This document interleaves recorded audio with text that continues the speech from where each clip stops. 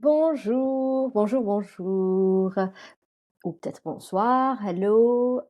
J'espère que vous allez bien, mesdames, mes ladies and gentlemen. En général, je commence comme ça, j'ai petite introduction que j'ai inventée pour celles qui auraient l'habitude d'écouter le podcast. On se retrouve aujourd'hui dans un nouvel épisode pour donner la parole à Léa. Léa elle va nous parler d'elle, elle nous a parlé de son parcours et une des épreuves qu'il a transportées, qu'il a transformées également. Euh, donc, Léa, bienvenue. Merci d'avoir accepté cette invitation. Et dis-moi comment tu vas, comment tu te sens aujourd'hui? Eh ben, bonjour à tous, bonjour à Widad, même si on s'est vu il y a quelques minutes. Euh, eh ben, ça va très très bien. À l'heure d'aujourd'hui, je peux même dire que je suis au mieux de ma forme Génial. et ça n'a pas toujours été le cas, donc j'ai hâte de pouvoir échanger un petit peu sur le sujet et puis bah, vous dire pourquoi je suis passée et où j'en suis maintenant. Ok, génial. Euh, pour celles qui nous écoutent aujourd'hui, est-ce que tu peux te présenter en quelques mots? Qui es-tu, Léa? Bien sûr. Du coup, donc, je m'appelle Léa, j'ai 29 ans et j'ai été pendant plus de 10 ans aide-soignante. Mhm, J'ai travaillé essentiellement, même surtout en gériatrie mhm, et dans des services très restreints, très fermés, très clos, puisque j'étais aide-soignante en unité de vie protégée Alzheimer. mhm. Donc, on était sur des postes de 10 à 12 heures. Je pensais que c'était toute ma vie, que j'allais faire toute ma carrière là-dedans. Et c'est vrai que c'était un métier passion Oui. jusqu'à un certain moment. Et voilà. Aujourd'hui, je suis plus du tout aide-soignante et je suis même artiste. Ah, ok, génial. Tu vas nous parler de peut-être de toi avant de vivre cette épreuve ou ce déclic qui t'a transformé, qui a transformé ta vie. Un peu juste nous décrire qui était cette Léa. Alors avant tout ça, j'étais celle que je suis de nouveau, Mhm. c'est-à-dire très souriant, très jovial, quelqu'un qui aime la vie dans Mm. toute son entièreté. Oui. Voilà, je suis capable de m'émerveiller Mm. de n'importe quoi. Enfin voilà, je suis quelqu'un de très très très solaire. Oui. Euh, j'ai même besoin de soleil. Voilà, ça a toujours été Mm. pour me sentir bien. Oui. Je suis quelqu'un de plutôt empathique, mais voilà, c'est ce qui m'a coûté aussi de nombreuses plumes, donc voilà. Ok, ok, ok. Euh, donc, cette expérience ou cet événement qui t'a transformé, tu peux nous en parler un petit peu? Parce que je commence à comprendre, mais sans trop comprendre. Je pense que les éditrices, c'est pareil. C'est surtout sur le plan professionnel que ça s'est joué, même si j'ai eu beaucoup de changements dans ma vie personnelle, Mm. mais je pense que c'était bah, par ricochet, tout Oui. simplement. Mais avant toute chose, c'est sur le plan professionnel que ça s'est joué. Donc, j'ai été diplômée en 2016, du coup. Mhm. Donc, j'ai fait mon début de carrière jusque 2019 sans encombre. Tout s'était toujours très bien passé. En 2019, bah, la même chose que tout le monde connaît, un début un peu chaotique d'une crise sanitaire qui Mm. arrivait, Mm. mais ça allait encore. Et 2020, ça a été la descente aux enfers, littéralement, sur Mhm. le plan professionnel, puisque voilà, j'étais, comme je vous disais, donc dans un tout petit secteur, Ouais. donc on était vraiment déjà à vivre les uns avec les autres, pour pas dire les uns sur les autres, puisque Mm. littéralement fermés avec eux, avec les résidents pendant 10 à 12 heures selon les journées. Donc forcément comment dire, forcément un,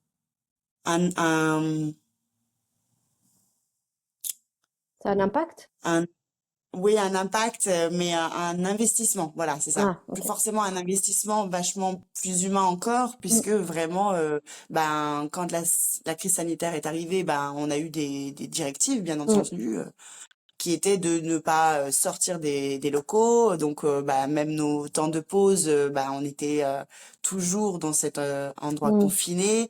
Enfin, ça a été vraiment très particulier et ça a forcément eu des répercussions sur le long terme, bah, sur notre état psychique à mm, toutes les soignantes. mm. Et à moi, plus que jamais, j'ai fini par ne plus du tout m'y retrouver parce que bah j'avais jamais de soupape en fait bah, pour souffler. Ouais. C'était en permanence dans le dur, voilà. Et Mm, j'avais pas de moment où je pouvais vraiment penser à autre chose que ce que je vivais sur le plan professionnel et jusqu'à des drames à répétition, bah forcément hein, pendant mm. la crise sanitaire. Sur 18 résidents, j'avais perdu 4 résidents en l'espace de 24 heures. Oh, Et ça n'a été que le début de la fin, finalement. Enfin, d'accord. voilà, c'était très, très, très, très dur à vivre parce que justement, euh, là où avant on arrivait à faire le distinguo en tant que professionnel sur Mm, euh, la vie perso et la vie professionnelle parce que bah, dès qu'on passait un peu les portes, bah ouais. voilà, on arrivait à faire la part des choses.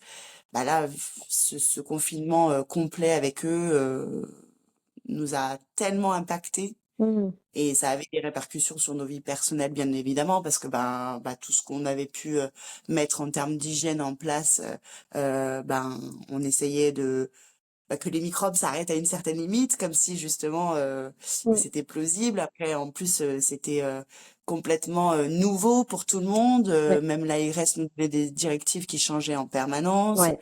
Donc, ça avait été très, très, très difficile à jongler en permanence. Mm. D'accord. Ouais, ils étaient beaucoup plus touchés que nous, par exemple, quand nous travaillons dans d'autres lieux qui ne sont pas dans le médical. D'accord. Ok. Donc, en gros, l'arrivée du Covid a, a changé ta façon aussi de voir ton travail et ça agit sur toi. Dans quel sens? Tu peux un peu développer si tu veux. Bien sûr. Et ben, peu à peu, je me suis mise à avoir des phobies. Ok. J'avais des phobies qui étaient vraiment sur le plan purement hygiène. D'accord. C'est-à-dire que je me refaisais toutes les scènes de ma journée. Est-ce que j'ai bien suffisamment aseptisé les lieux? Est-ce que Oh. j'ai pas transmis de germes d'une pièce à une autre? Est-ce que et ça a été un engrenage sans fin parce que j'arrivais même à peu à peu à voir des microbes de partout sur moi. Oui. C'était très très très intrusif. D'accord. D'accord, d'accord. Et ça a eu des... Excuse-moi, mon écran, il n'arrête pas de bouger, donc c'est chiant. J'essaie de le caler, parce qu'en fait, il s'est cassé. Voilà, comme ça que j'ai les questions en face. Désolée de ce petit problème technique. Ok, qu'est-ce qui, à ce moment-là, ne te convenait plus ou te paraissait euh, peut-être pas adapté à toi, je dirais. Ce qui n'était plus adapté à moi, c'était justement ce qu'on me demandait peu à peu de faire euh, pour le plan hygiène, Mm, purement et simplement puisque c'était une crise sanitaire. Donc ouais, effectivement, bah, on en arrivait à avoir des réglementations en ce sens-là, ouais. mais qui du coup biaisaient tout l'accompagnement humain. Ah, C'est-à-dire que voilà, des accompagnements que j'avais l'habitude de faire, des accompagnements de fin de vie ouais, qui étaient dans le toucher tendresse, dans le ouais. voilà, qui étaient vraiment très très très humain. Du coup, Mm, ben, du jour au lendemain, il y a eu comme une rupture et on nous empêchait en fait d'accompagner avec dignité jusqu'au bout ces personnes mm, sous prétexte qu'elles avaient ce fameux Covid et c'était vraiment inhumain. Voilà, on a demandé peu à peu à des soignants de travailler dans des conditions inhumaines. Et ça ne me ok. correspondait plus du tout. Je me suis plus du tout retrouvée dans ces conditions-là. Mm, Je l'ai fait parce que bien sûr il y avait besoin et qu'il fallait pas lâcher et qu'il mm, fallait être là pour tenir bon et ouais, essayer de relever la pente. ouais. Mais finalement je me suis perdue complètement. Qu'est-ce qui a été le plus difficile pour toi dans ce moment-là? Justement, c'est ces fameux accompagnements de fin de vie, c'est-à-dire ne pas avoir pu aller au bout des choses parce que j'ai toujours eu Mm. l'habitude d'accompagner bah, la plupart du temps jusqu'au dernier souffle par Oui, chance, justement, de faire des soins qui vont de bout à bout et que la mm, personne ne soit pas seule pour partir. oui, Ou, ou, en tout cas, accompagner aussi les familles. mm. Et là, c'est pareil, il y avait Ah une oui, barrière ouais, affreuse ouais, qui ne nous permettait plus en fait d'avoir cette proximité avec les familles, mm, cette cette humanité, tout simplement. mm. Ok, waouh. C'est intéressant ce que tu racontes parce que chacun a vécu le Covid à sa façon. Beaucoup peut-être ont perdu aussi leurs proches pendant ce moment-là. Et toi derrière, donc en tant que, enfin, tu travailles dans le médical, paramédical. Je crois que c'est plus du paramédical. Tu me diras Oui. exactement.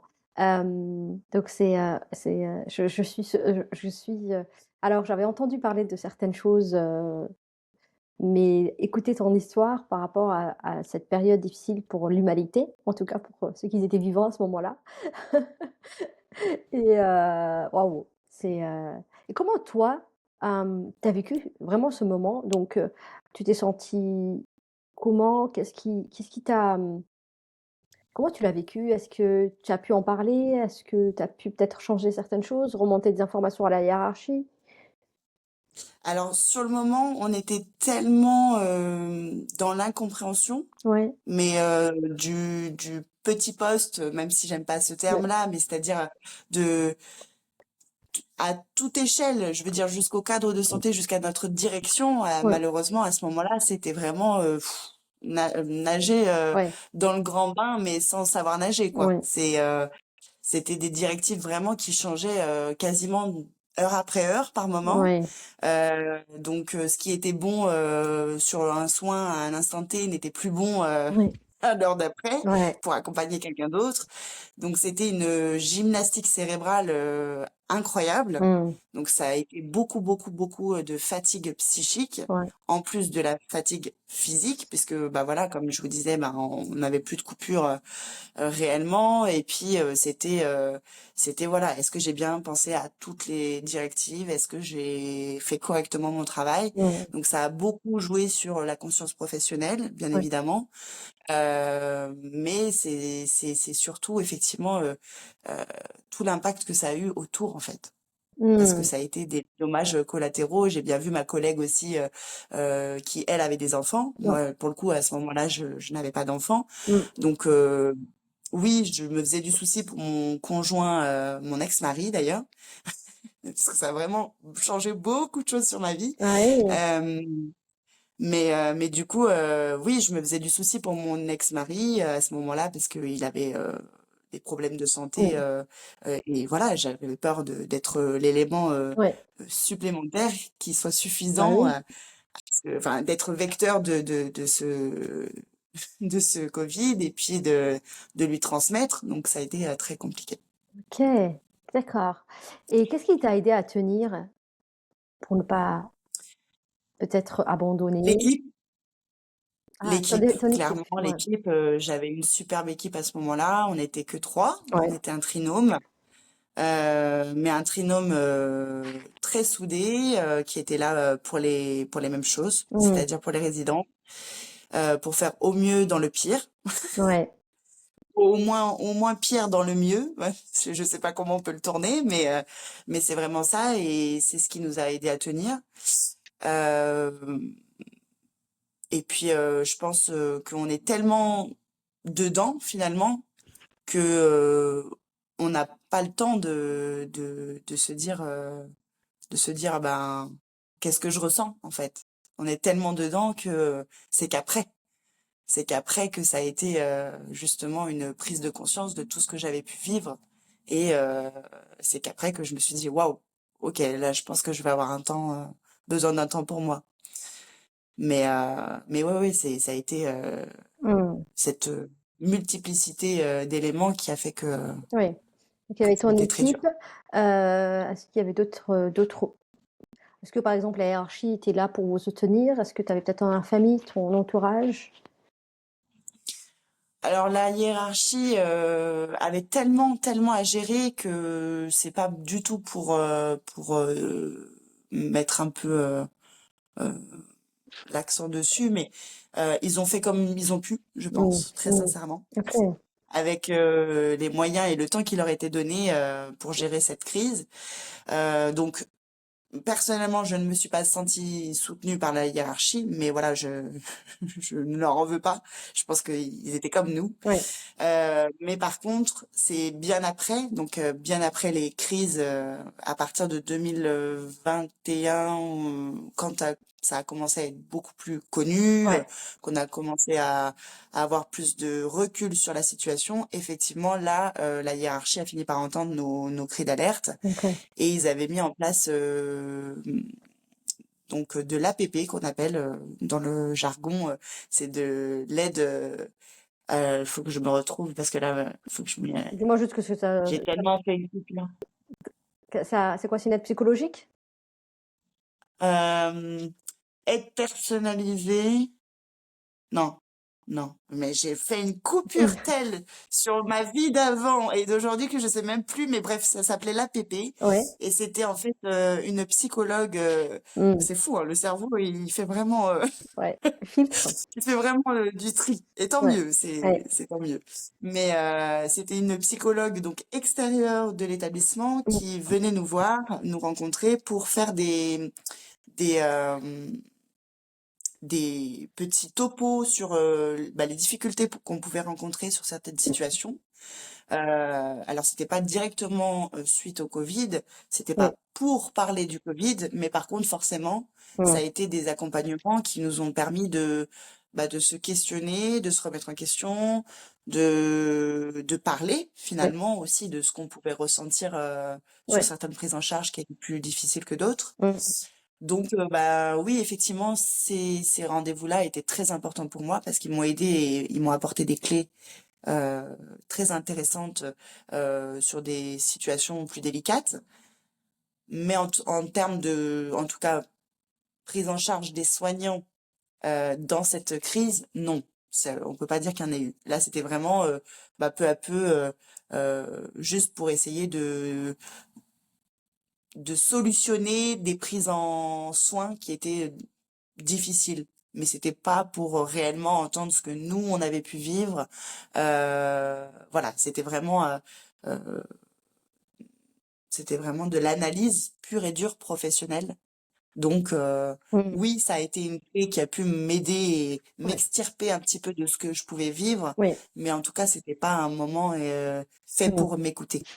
Ok. Et qu'est-ce qui t'a aidé ou t'a poussé à passer à l'action? Donc de sortir de cette expérience dans laquelle tu étais plus du tout aligné. Euh, Alors, la spiritualité m'a beaucoup aidée. oui. C'est vrai que bah, dans la même période, j'ai fait la découverte de la spiritualité et qui m'a aidé un petit peu à me détacher de tout ce que je pouvais vivre et Mm. ressentir, à voir les choses autrement, tout simplement, Mm. à prendre du recul sur des situations pour lesquelles on n'a pas de contrôle. Mm. Euh, donc ça, c'est clair que ça a été un premier palier pour aller mieux. Mm. Euh, et puis après, le fait de pouvoir beaucoup, beaucoup échanger avec des personnes qui avaient pu vivre la même chose, ça Ouais. c'est clair que ça a été très, très, très positif pour un Mm. mieux-être. Ça, c'est sûr. C'est hyper important de parler. Donc, je pense que tous ces podcasts, c'était la démarche aussi de ta part. Oui.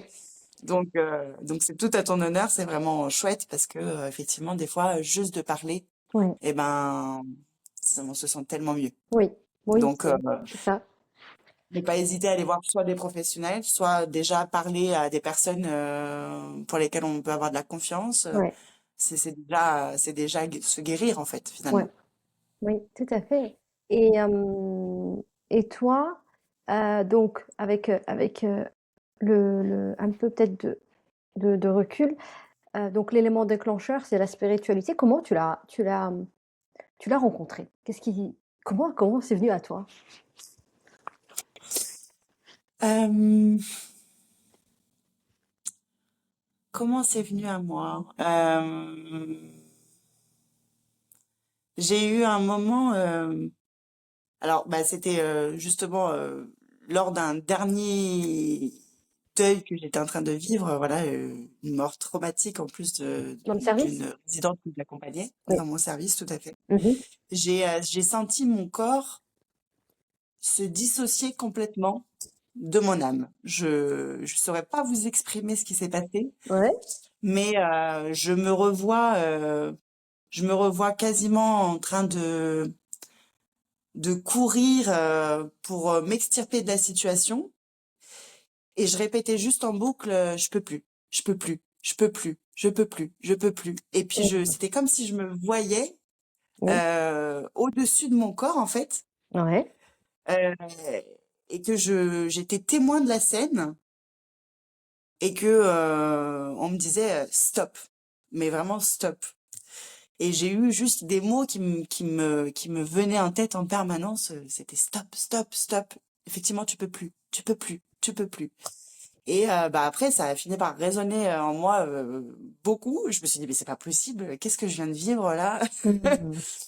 Et du coup, bah, ça m'a questionnée. Je me suis renseignée un petit peu sur bah, Oui. qu'est-ce que ça pouvait être, parce que c'était complètement incompréhensible pour Oui. moi. Oui. Surtout que je peux pas dire que je suis quelqu'un de terre à terre, mais de là à croire en tout ce que je ne vois pas, non, de base. Donc Ok. ouais, c'était un petit peu déroutant. Et puis je crois que juste après, je suis tombée sur des cartomanciennes Oui. qui avaient l'habitude de proposer des services gratuit, tout ça. Donc, bah, je m'y suis un petit peu intéressée. Puis après, de fil en aiguille, euh, la spiritualité plus large Mm. a commencé à m'intéresser de plus en plus. Et je me suis dit, ok, ça fait vraiment sens. Je ne saurais pas exprimer vraiment ce qui s'est passé, mais Mm. ça faisait écho en moi. Je me sentais vachement mieux, peu à peu. Je disais, ben, ça m'apaise, c'est des choses qui me parlent beaucoup. Et Mm. puis, voilà, D'accord. j'ai continué. Ok, ma petite question, c'était donc là, par rapport à ce moment-là où tu as eu cette expérience avec cette dame que tu accompagnée en fin de vie, c'était à quel moment? Donc après cette période du Covid, c'était dans les... Juste un peu pour un peu comprendre la chronologie de ton histoire. Oui, tout à fait, ouais, c'était encore dans bah, c'était toujours la crise sanitaire, Oui, mais c'était une mort qui n'avait rien à voir avec le Covid, oui, pour le coup. oui, C'est oui. une dame qui a fait malheureusement une fausse route Ah oui, avec obstruction totale. d'accord. Qu'on a aidé, qu'on a accompagné, qu'on a fait les premiers gestes de secours, qu'on a Mm. fait tout le nécessaire. Mais malheureusement, voilà, le SAMU était venu pour prendre le relais. On avait fait le nécessaire, on avait appelé Oui, d'accord. l'infirmier qui avait lui-même pris la décision d'appeler le SAMU, etc.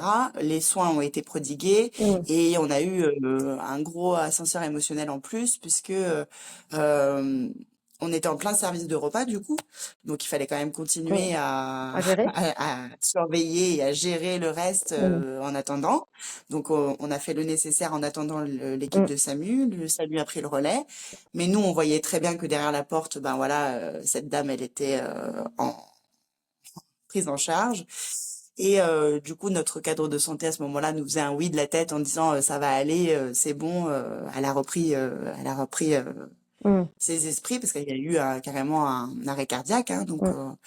avec ma collègue qui a fait les premiers soins aussi, qui a fait le massage cardiaque. Et c'est en fait à ce moment-là, quand ma collègue a fait le massage cardiaque, que moi j'ai eu cette action de fuir la situation parce que Mm.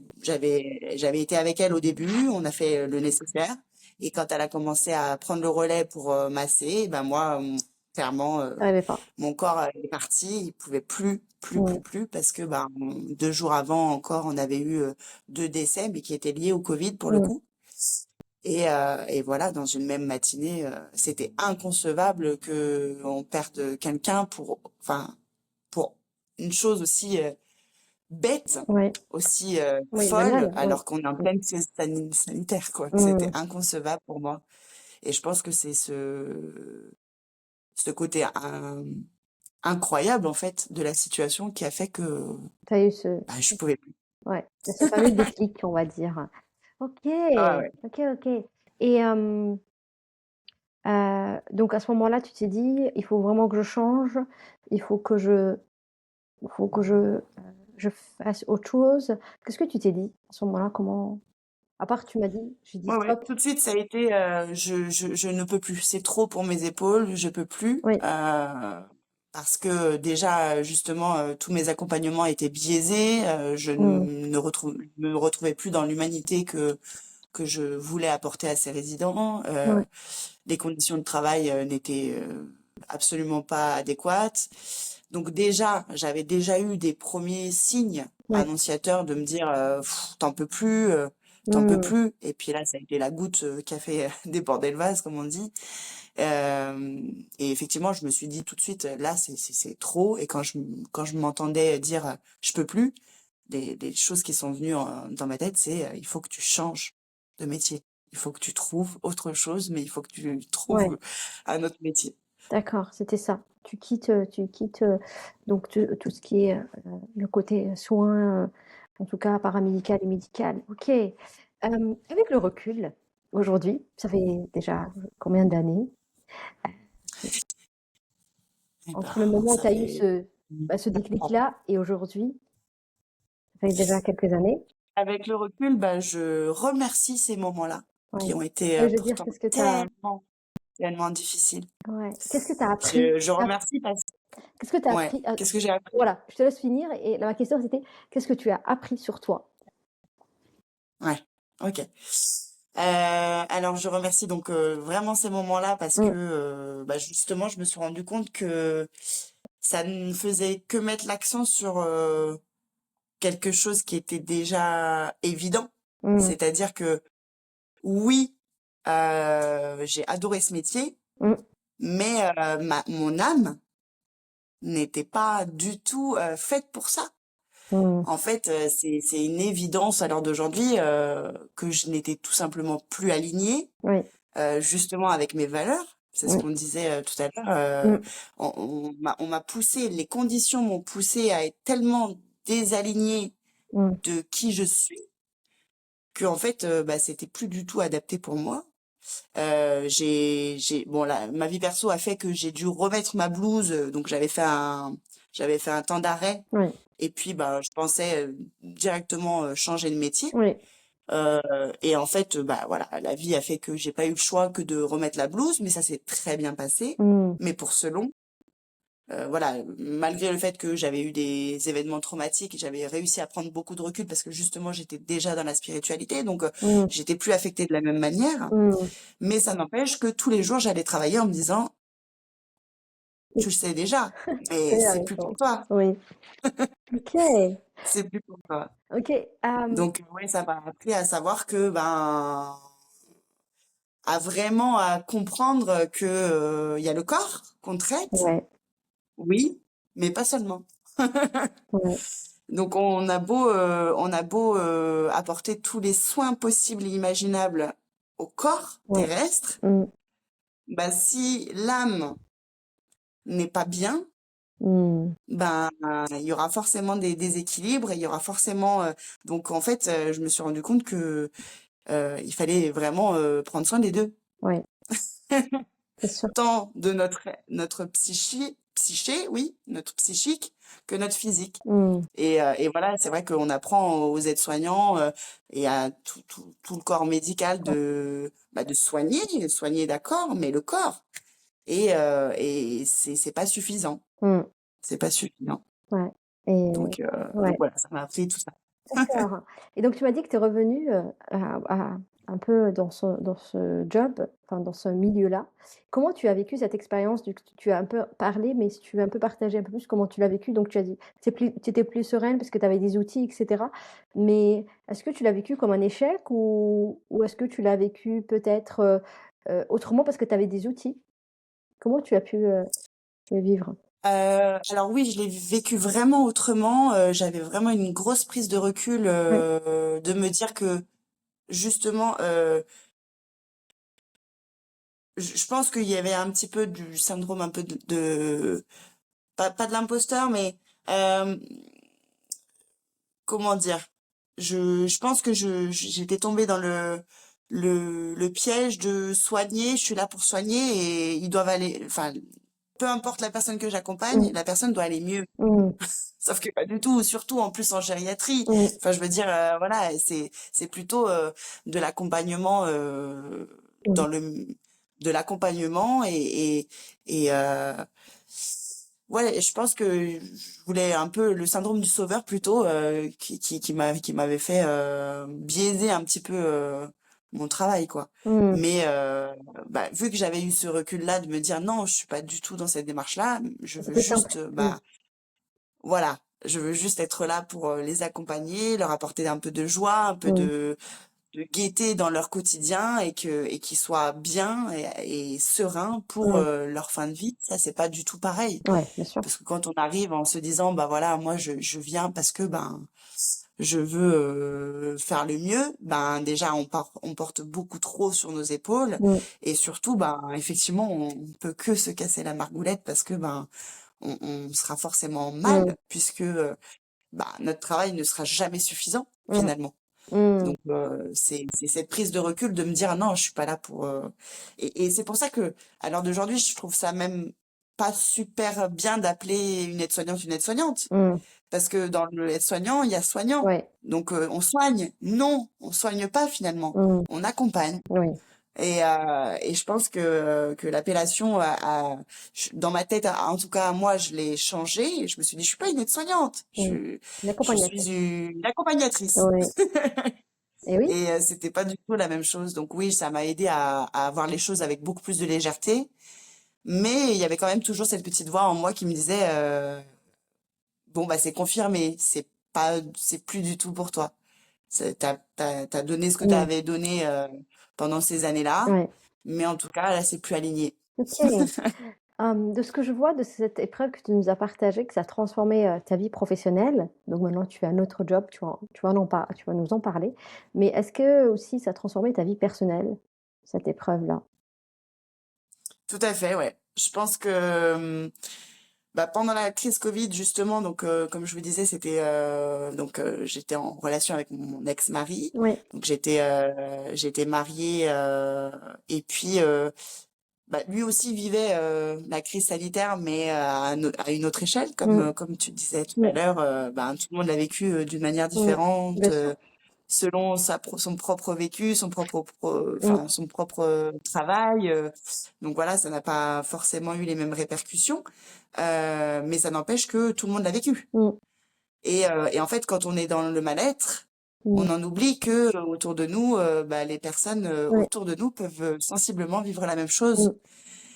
mm, Et en fait, ben, là où je me suis pas sentie soutenue avec mon ex-mari, parce qu'effectivement, il y avait jamais de moment où je pouvais en parler. mm, d'accord. Mais parce que justement, peut-être que lui, à ce moment-là, il vivait ses propres émotions, Ouais, peut-être qu'il n'était pas en capacité mm, d'entendre ce que moi je vivais, ouais, peut-être que tout simplement, il pensait qu'au contraire, j'avais pas besoin d'en parler. Donc ça mm, a été en fait plus du mutisme. ouais, Euh, et effectivement, ben, ça a fini par révéler des choses qui certainement, là encore, existaient déjà. Ça n'a fait que mm, accentuer, voilà, mm, des problèmes qui étaient déjà existants. mm, oui. Et puis du coup, effectivement, ça a été un reset complet de ma vie, tant sur le plan personnel que professionnel, et effectivement, qui fait que aujourd'hui, je ne suis plus du tout dans le soin. J'ai refait ma vie personnelle avec un autre homme. Je suis très heureuse dans ma nouvelle vie professionnelle aussi. Et Alors, je suis pas du tout encore en activité, donc justement. Je suis en pleine reconversion. OK, je veux que Mais tu nous voilà, je parles de fais ce ça. que je veux. Je veux que tu nous parles un petit peu de qu'est-ce que tu fais aujourd'hui, bah, dans le au niveau professionnel. Tu nous as parlé un peu du perso, un peu au niveau pro.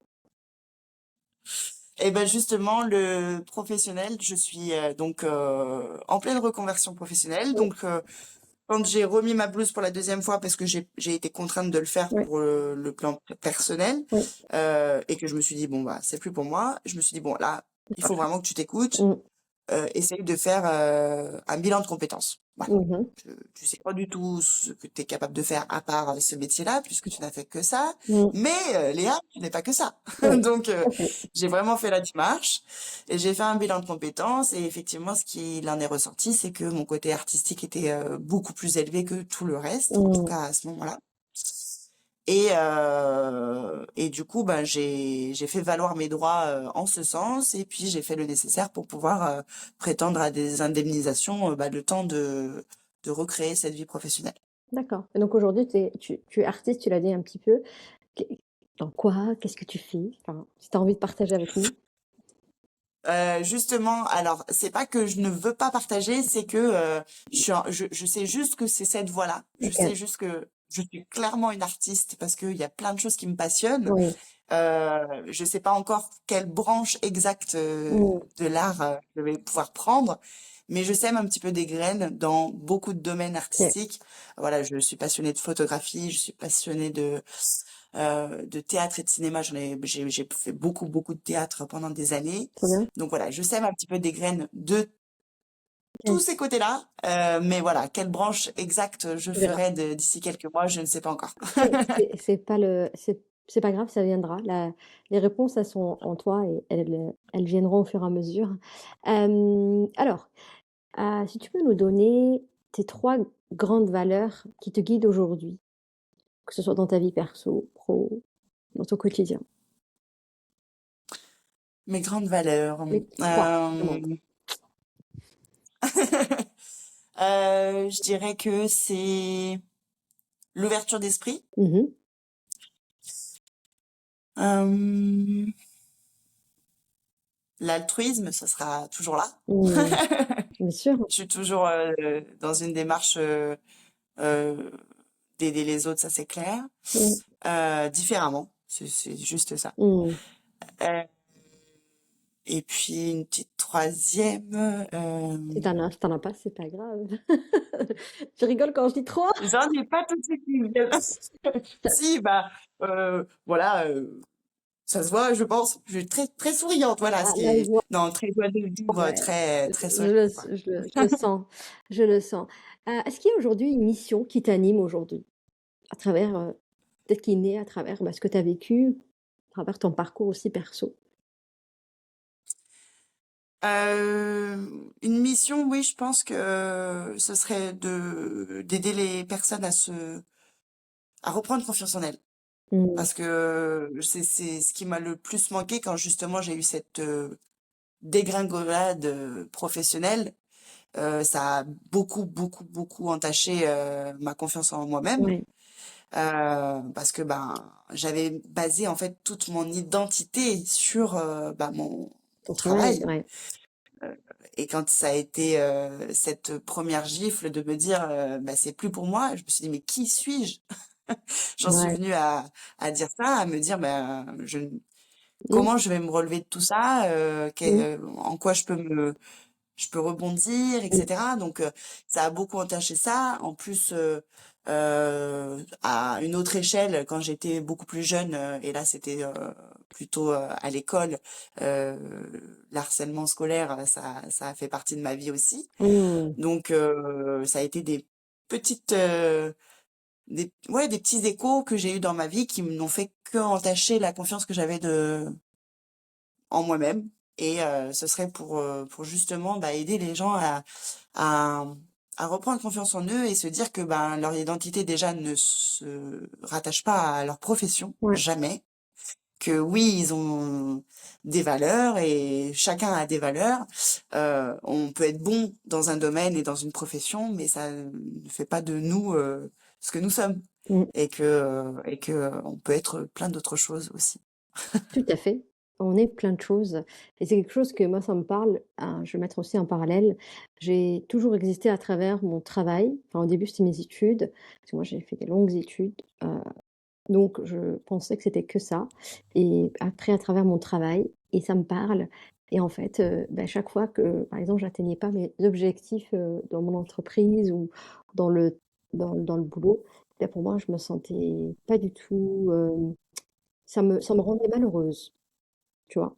Ouais. Et je pense qu'on est beaucoup à être, et après, à être rattaché à un boulot et tu sais, par exemple, quand tu es dans un groupe, tu arrives, tu dois te présenter et un jour, j'étais dans un groupe et il m'a dit: «Bah, présente-toi» et à ce moment-là, je commençais à me remettre en question et ça me faisait vraiment, hem, heu, donner de l'urticaire de dire, bah, que moi, je suis mon travail, c'est-à-dire que je donnais mon titre de mon boulot.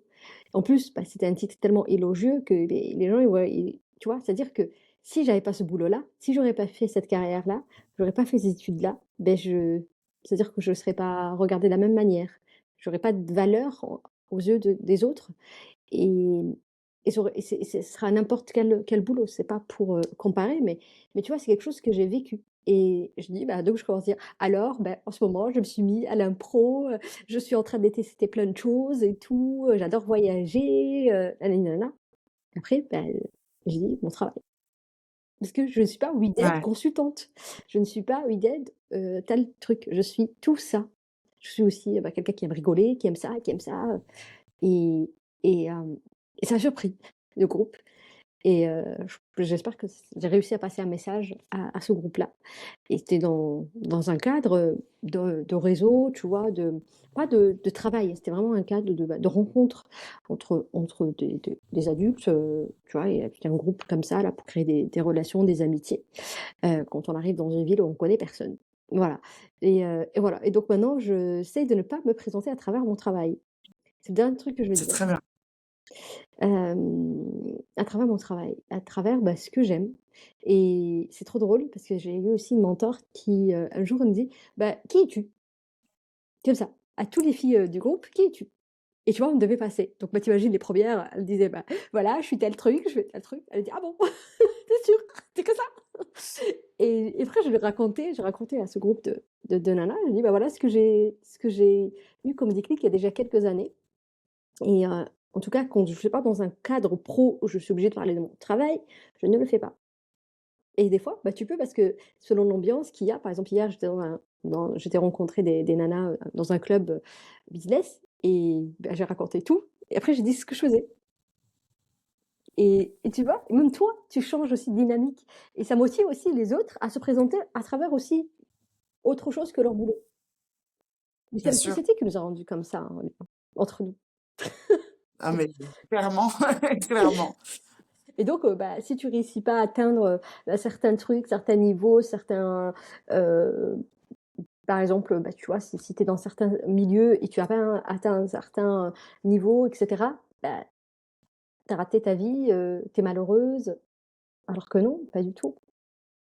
Surtout pour Alors qu'on est tout plein de choses, voilà c'est clair. et surtout pour les femmes qui n'ont pas d'enfants, un peu, bah, comme moi, parce que beaucoup aussi se présentent: «Oui, je suis maman de 2 enfants».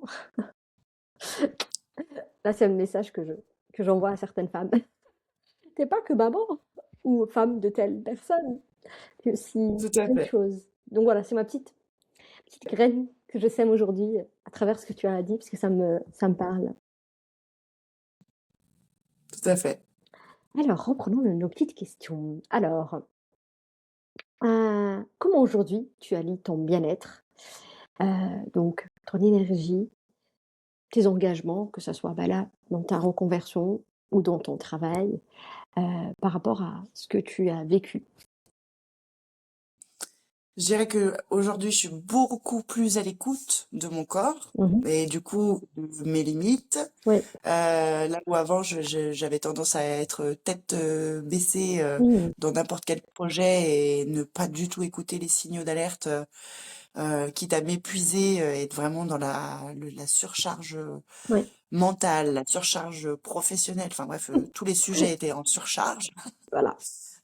Je suis beaucoup plus à l'écoute, c'est-à-dire que, bah, déjà j'ai revu, mes objectifs, pour qu'ils soient plus réalisables. Mmh. Je m'étais rendu compte que, bah, certainement, à vouloir trop faire, ben, en fait, en plus j'ai un côté très perfectionniste, donc Mmh. ça m'aidait absolument en rien. Au Mmh. contraire, à part me dire: «Ah, qu'est-ce que je suis nulle parce que j'ai pas» bah, ça c'est exactement ce que tu disais, hein. Ouais. J'ai pas atteint mes objectifs donc je ne vaux rien, je ne suis pas assez. Mmh. Donc, j'essaye de trouver vraiment un équilibre et je l'ai avec ben, justement des choses qui me passionnent, que j'aime faire au quotidien. Mm, Donc, le sport, j'ai repris le sport. Pareil, parce que quand j'étais si mal dans ma vie, j'avais malheureusement connu les dépendances en toutes sortes, hein. mm, Je fumais et je fumais aussi des drogues. mm, Donc voilà, j'ai été tombée dans un gros isolement. Je ne voyais plus personne sur mes jours de repos parce que je mettais mm, entre 2 à 3 jours pour me remettre de ce que je venais de vivre sur le plan professionnel. Enfin, c'était devenu n'importe quoi. J'avais mm, plus du tout de temps. J'avais d'activités à moi extérieures, donc j'avais plus de lien social. En mm, plus, j'étais du coup à 800 kilomètres de ma famille parce que bah, justement, si j'ai remis la blouse, c'est parce que j'étais partie mm, pour suivre mon conjoint en Normandie, du coup. mm. Euh, donc voilà, j'ai été vraiment coupée de tout du jour au lendemain. Et en fait, bah, aujourd'hui, bah, justement, j'ai tout arrêté. Je ne suis plus du tout dans les dépendances. Et Génial. bah, j'ai remplacé ça par de nouveau bah, des activités qui me plaisent. Mm, Je reprends le théâtre, trop bien. je fais du sport, je fais de la course à pied. Enfin Génial. voilà. Et du coup, je trouve mon équilibre finalement. Oui, parce que bah, tu l'avais pas en fait, tout simplement. Tu l'avais perdu Tout à fait. à travers tout ce qu'on peut traverser. C'est génial, bravo en tout cas pour ton parcours et merci d'avoir partagé tout ça. Aujourd'hui, quelle est la plus belle leçon que tu retiens de ce que tu as vécu? La plus belle leçon, c'est que je pense que peu importe ce que l'on vit, Mmh, on est à des années-lumière de s'imaginer la force qu'on détient déjà en nous pour se relever de n'importe quelle épreuve. mmh, Euh, que voilà, on a vraiment tous les outils en nous-mêmes pour rebondir. mmh, C'est clair et net. On a été créé avec une multitude de capacités, insoupçonnées parfois, certes, mais qui sont quand même là mmh, et qui ne demandent qu'à se développer et à voir le jour.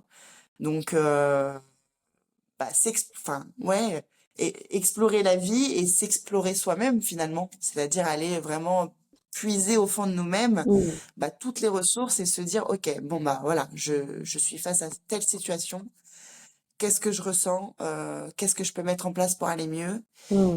maintenant et se mettre face à soi-même en fait, tout simplement. Donc ça c'est clair que c'est l'élément vraiment à transmettre, c'est ça, c'est se dire ok, maintenant j'arrête de mettre des œillères finalement et j'entends ce qui se passe, je vois ce qui se passe, Mmh. je prends état de fait et maintenant qu'est-ce que je peux faire pour aller mieux quoi. OK. Quel message aimerais-tu transmettre à une femme qui traverse en ce moment peut-être une période difficile?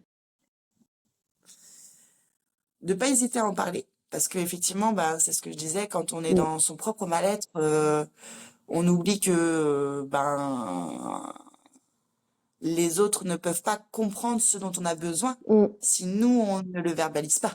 oui, Donc souvent, quand on est mal, on a tendance à intérioriser. mmh, Sauf que bah, la clé du mieux-être, bah, c'est de sortir ce qu'on a en soi. mmh, Alors il y en a qui vont le sortir en faisant une activité physique, il y en a qui vont le sortir par des mots, il y en a qui c'est trouver à chacun et chacune surtout normalement, oui, trouver à peut-être qu'il y a des chacune hommes qui nous écoutent, Léa.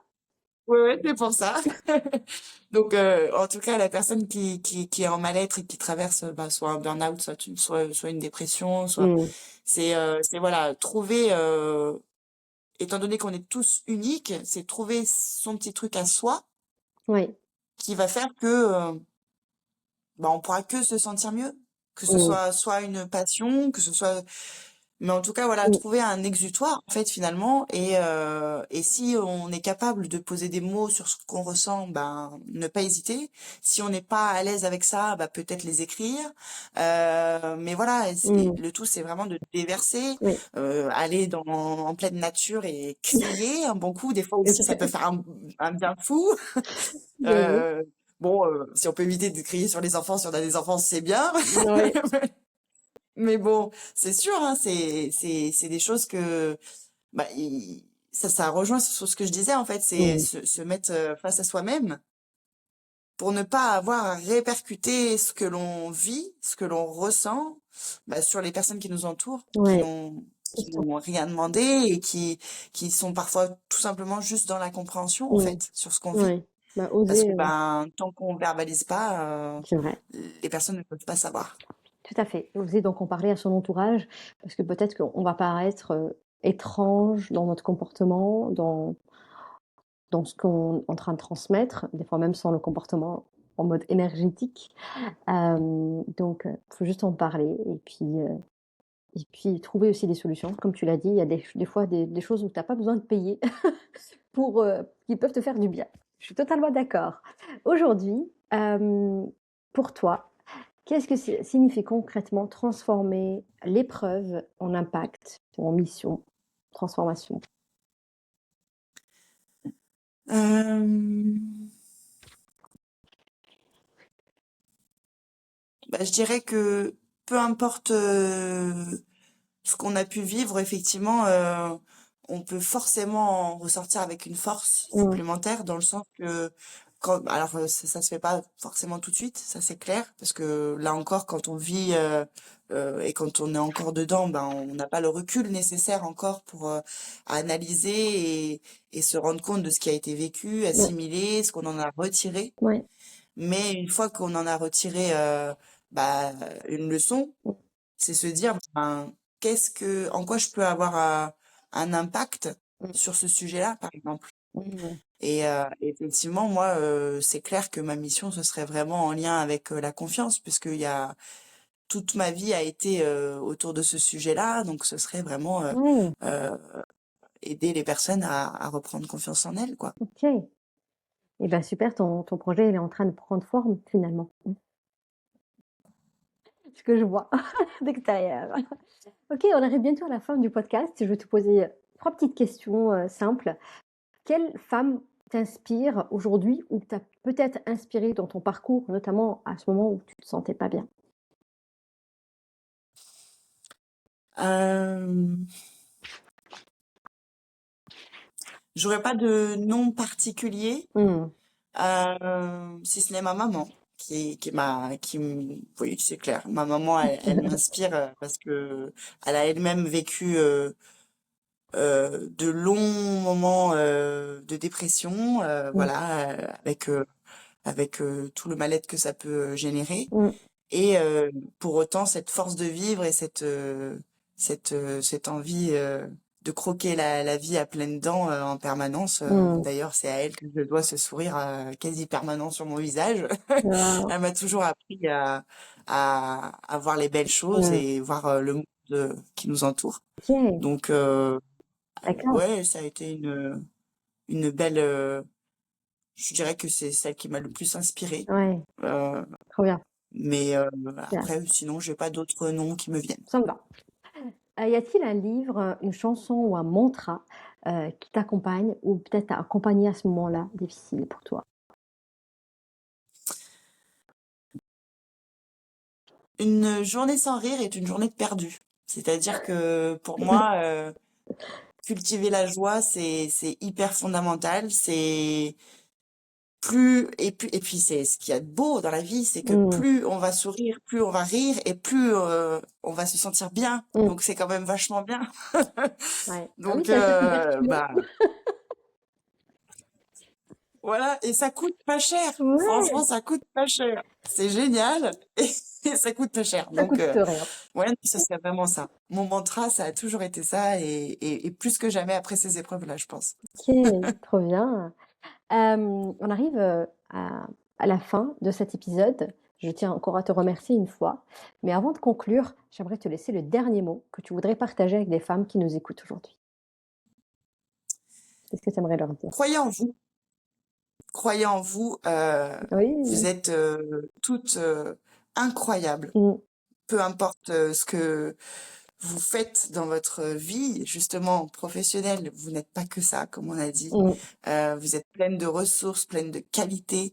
Ne vous Ne vous restreignez pas sous Mm. prétexte d'une enveloppe corporelle, sous le prétexte Mm. de même corporellement parlant, je veux dire, justement, quand j'étais très mal dans ma vie, j'avais 20 kilos de plus. Donc, tout ça pour dire que, et j'ai rien fait de particulier, je me suis juste réalignée et Ouais, j'ai perdu ce poids-là. Donc, enfin, super. voilà, tout ça, c'est momentané, c'est énergétique selon moi, Ouais. clairement. Mm. Dès qu'on est bien, on est aligné, ben, tout est plus simple. Ouais. Et voilà, vous avez toutes les ressources pour aller mieux. Si vous êtes en mal-être, Ouais. et Mm. vous êtes toutes à chacune incroyables. Ok. Ben, merci pour ce mot. Ben, je pense qu'il, bon, en tout cas, ça me parle et ça me touche. Et je pense que ça va parler aussi à d'autres femmes qui nous écoutent. Donc, Léa, euh, tu nous diras le jour où tu lances quelque chose. Je mettrai tes réseaux, ton contenu pour qu'on puisse le partager à la communauté. Donc, n'hésite pas à me l'envoyer. Ou si tu l'as mis dans le fichier, je te dirai. Et moi, mon mot de la fin, il est toujours le même. Mesdames, ladies, gentlemen, prenez soin de vous. Et pour moi, c'est la base. Prendre soin de soi avant de prendre soin des autres. Donc, je vous dis à bientôt dans un autre épisode de Rizel avec une autre invitée, évidemment une femme inspirante. Et encore une fois, prenez soin de vous. À bientôt. Et n'hésitez pas, likez, partagez, surtout pour qu'on donne de la force à ce podcast. Ciao, ciao!